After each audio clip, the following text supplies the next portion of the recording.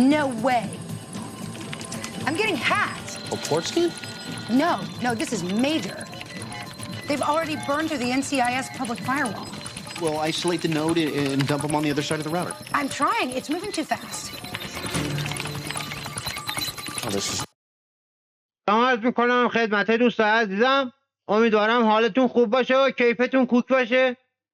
خوش اومدید به جلسه آخره ماژول لینوکس از دوره CH++. به بررسی ادیت فایل ها و کلا کار با ادیتورها داخل لینوکس و ترمینال بپردازیم. تو وی اون نسخه به اصطلاح ساده ما 4 جهت اصلی رو نداریم. تو ویم داریم، تو وی نداریم. عوضش واسه این 4 جهت اصلی H, J, K, L استفاده کنیم رو کیبورد. H میشه left سمت چپ، J میشه down پایین، up بالا و L میشه right راست.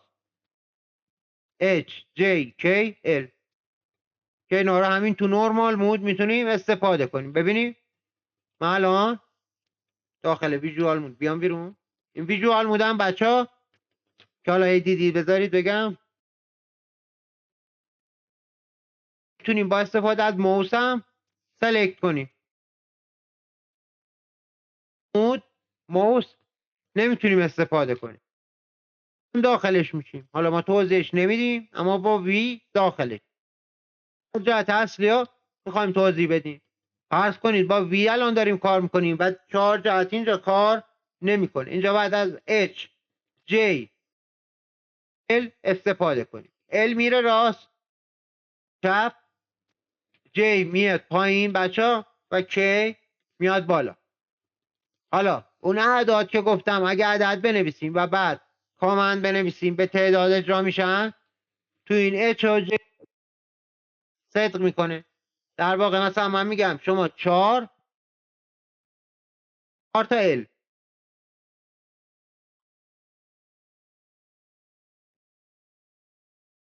پایین فایلمون ور اون ور از 4 جهت اصلی که اگه نداشتیمش داخل وی نداریم بالا از K واسه پایین کنید.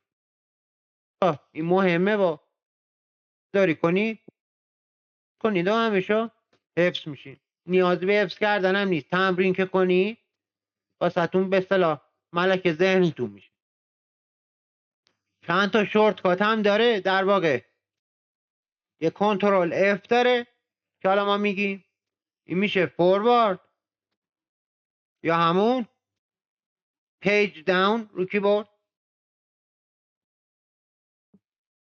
یه دونم کنترل B داره بکوارد که در واقع برعکس اینه.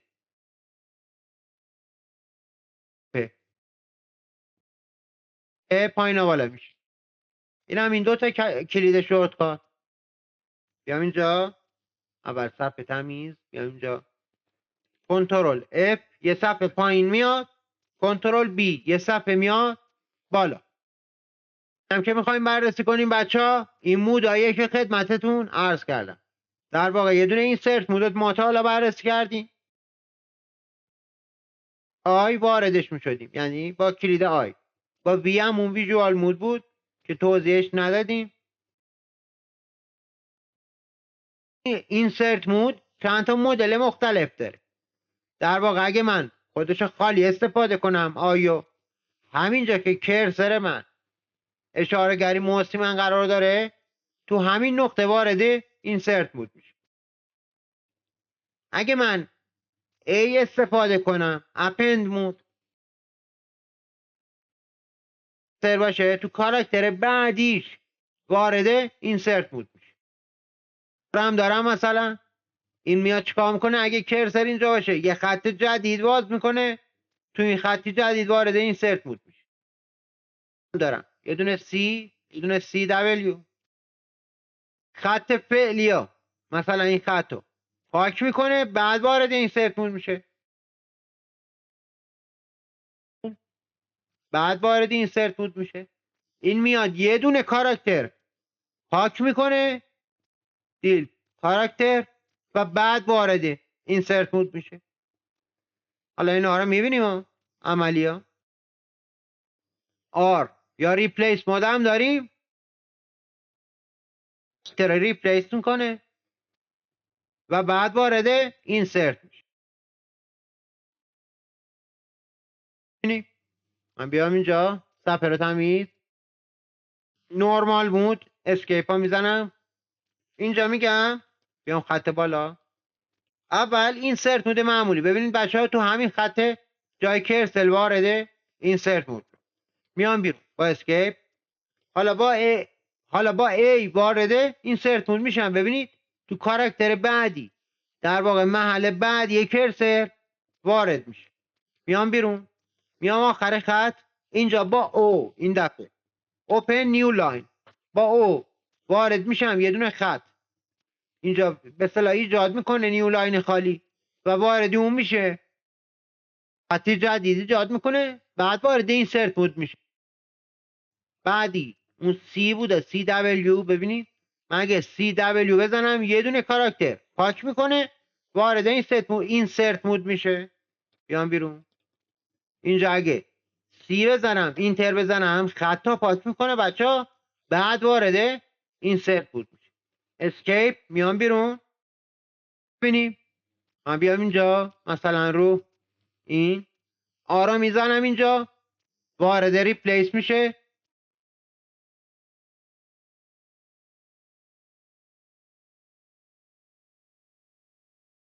ریپلیس مود بچه ها. بریم سراغ موضوع بعدی، دیلیت کردن کاراکتر یا خط داخل بیم. ایکس کوچیک یه دونه کاراکتر پاک میکنه، یه دونه کاراکتر قبل کرسر پاک میکنه.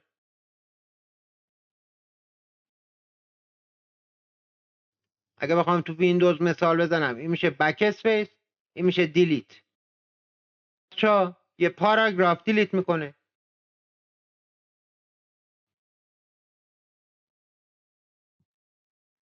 یه خط دیلیت میکنه. دی دبلیو را داریم، یه دونه کلمه بچه ها.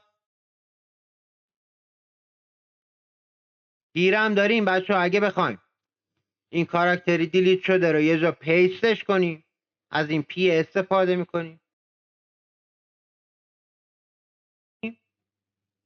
که آن دوه در واقع باشیم همون کارا برمیگردونه به عقب یه لبه.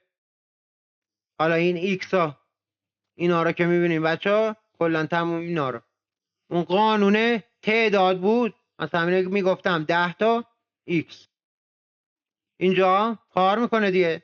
10 تا ایکس یعنی 10 تا کاراکتر، یا اگه میگم 10 تا دیدی یعنی 10 تا خط.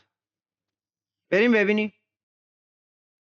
بیایم ترمینال، بیام اینجا اول از همه ایکس ها میخوایم امتحان کنیم.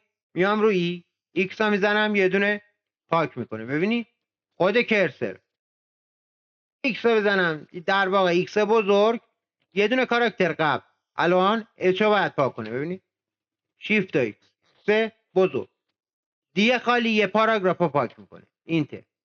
حالا این پاراگراف ممکنه 3 خط باشه، ممکنه 2 خط باشه. دی بچه ها یه دونه خط رو پاک میکنه. ببینید 2 تا دی پای سر هم. حالا من دوباره یکم تایپ کنم برم اینسرت مود